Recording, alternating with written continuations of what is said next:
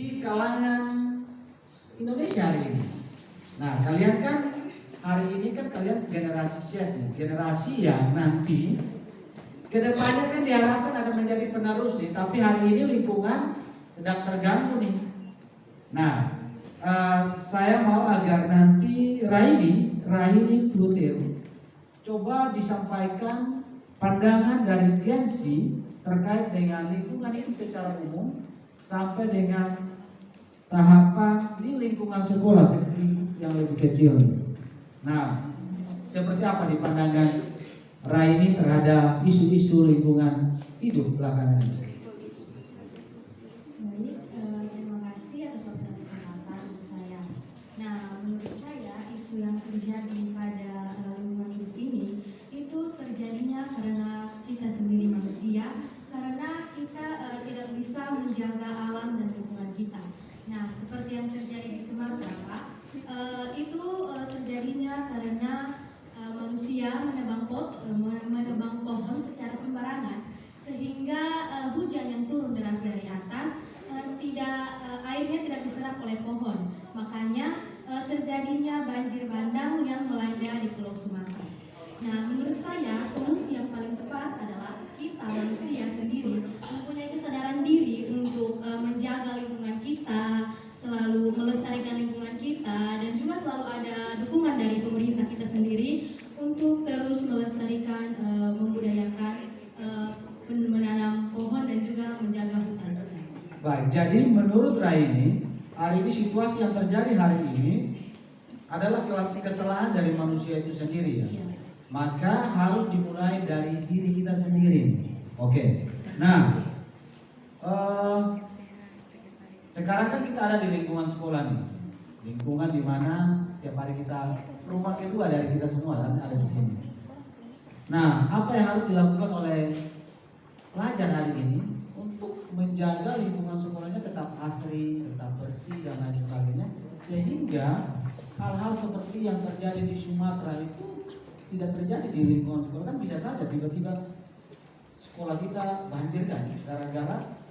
Nah, apa yang harus dilakukan oleh pelajar-pelajar hari ini untuk paham terkait dengan isu-isu lingkungan ini?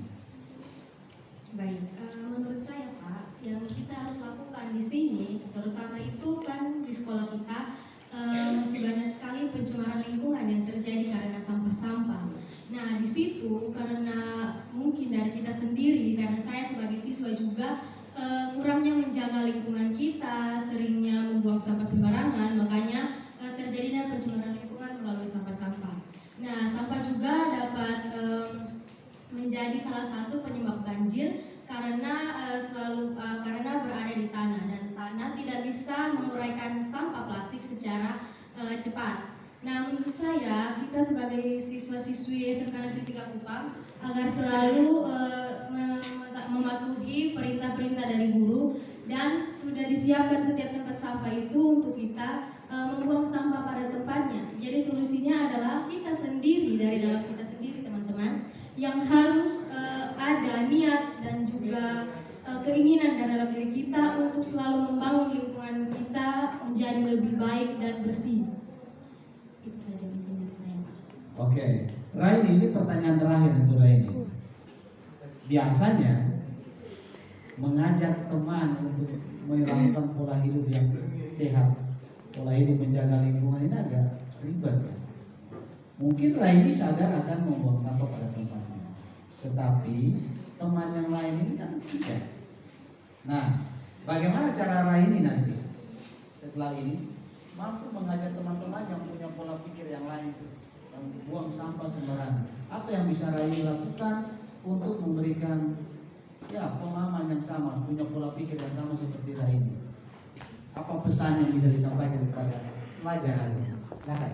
Nah, jadi saya hanya ingin menyampaikan kepada teman-teman, kita bisa lihat sendiri di pulau-pulau lain selain kita memiliki pencemaran lingkungan yang melalui sampah, terjadinya banjir, terjadinya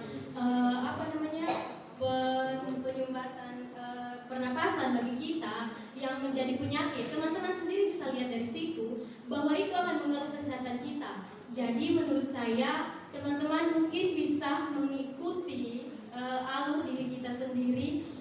tetap sehat menurut teman-teman, karena kesehatan itu penting bagi kita semua. Oke, mari kita berikan aplaus untuk siswa ini untuk